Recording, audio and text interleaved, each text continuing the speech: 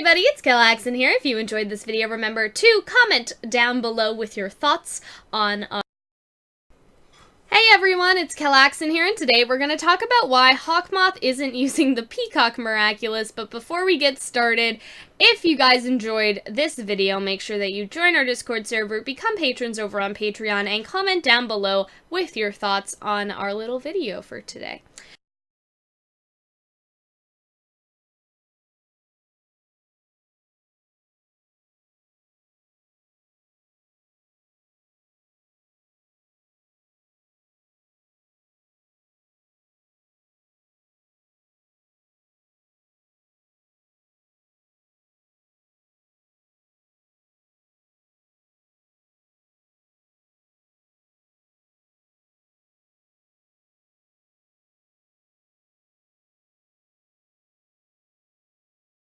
My ladybug senses are tingling. Nope, I'm not talking about that guy, but the magical girl wonder, which is the miraculous ladybug. Whether you're a miracular getting hyped for the much teased about season 2, or a newcomer who's wondering what all the buggy buzz is about, look no further. Get those spots on and your claws out, because we're counting down 107 facts about the miraculous ladybug. Come on soon, that's French for let's get started.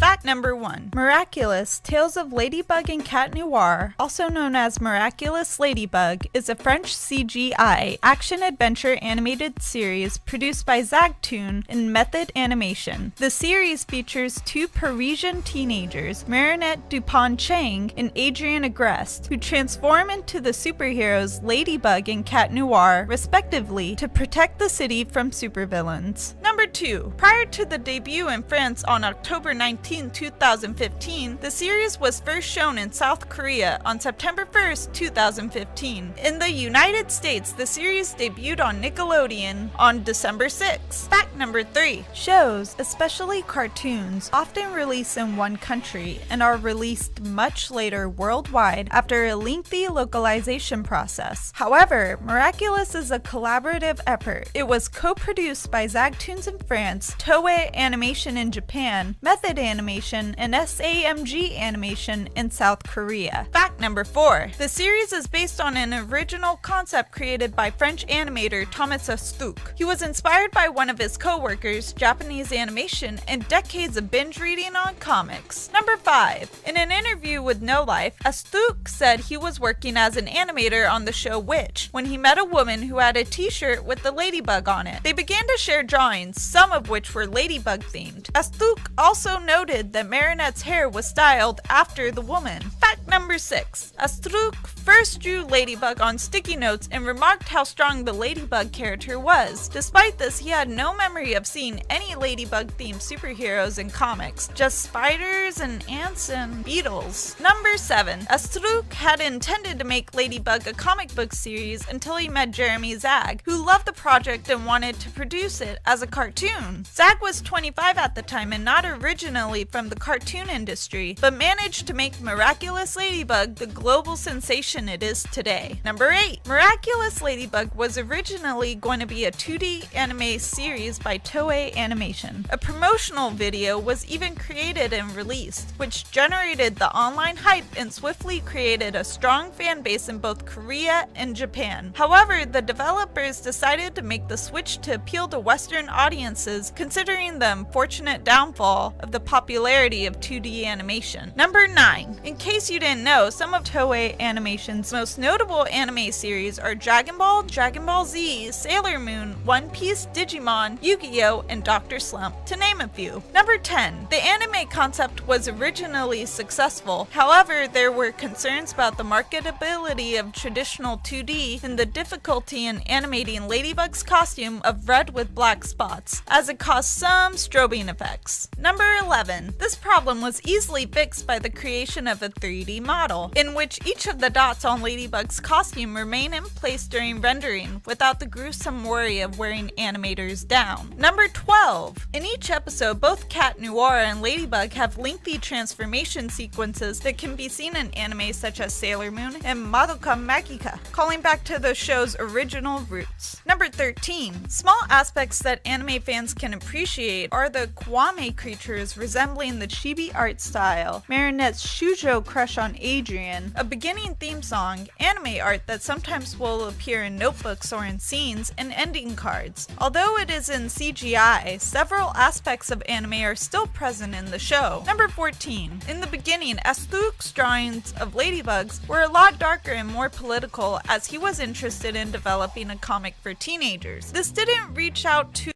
the larger audience, so Asluk allowed for the